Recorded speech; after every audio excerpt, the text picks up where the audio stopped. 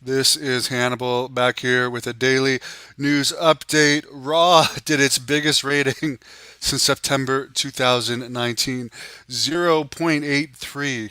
The show featured a confrontation between The Rock and Cody Rhodes. You cannot say that The Rock has not brought a lot of extra interest into WWE.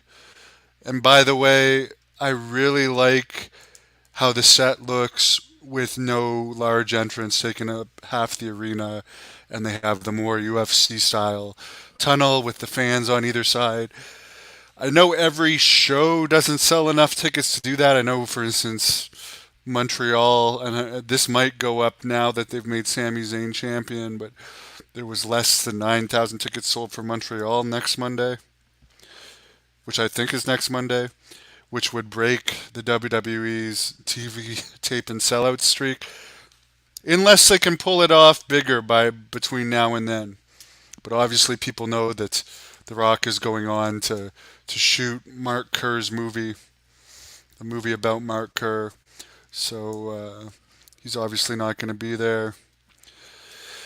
Apparently, Tuesday's NXT, they Drew Gulak, who, according to Ronda Rousey, there was an incident some time ago, possibly years ago, which I can't understand how it was not made more of a big deal about at the time if it happened. Like she says, she's claiming that he grabbed the drawstring on her pants and kind of pulled on it. She talked about this publicly in an interview with News Nation, and he's been removed from the group that he's involved with, Entrance on NXT. He's a very disposable guy.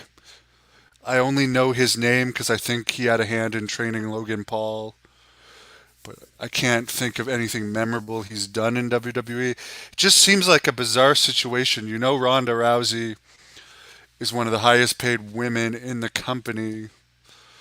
Why would you come up to her in front of a group of people and flick her drawstring when you like she's married? It's known. Unless I could understand maybe if he was drunk. He says he went to shake her hand but missed somehow. But I don't see, like, she's such a big star, and like she could have probably like made a big deal of it and got him fired back then.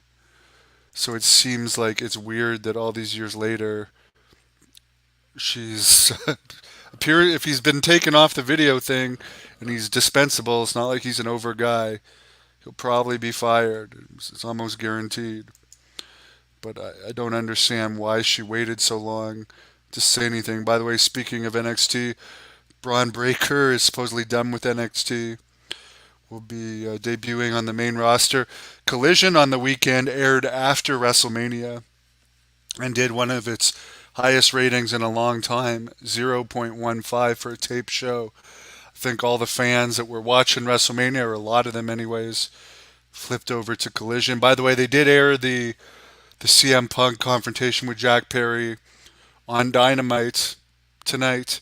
I did a review of it. The link is in the description. But basically, to me, while it shows that CM Punk is definitely the aggressor of the situation, he did push and put some type of choke on Jack Perry. After that, he did lunge at Tony Khan.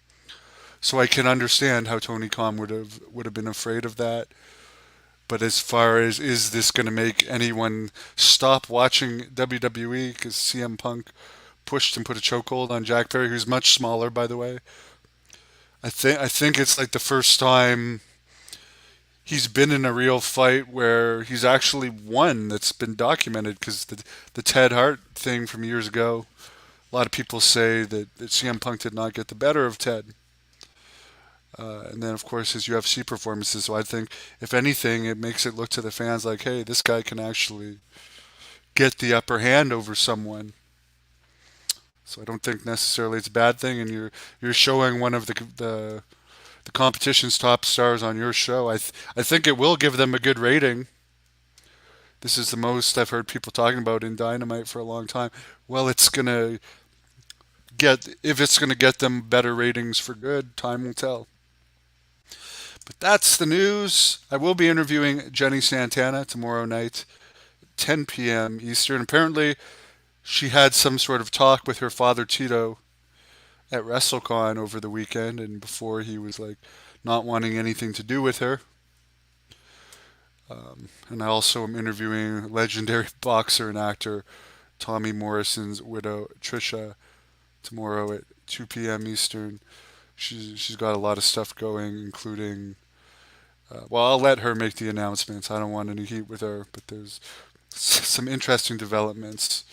So, anyways, good for The Rock.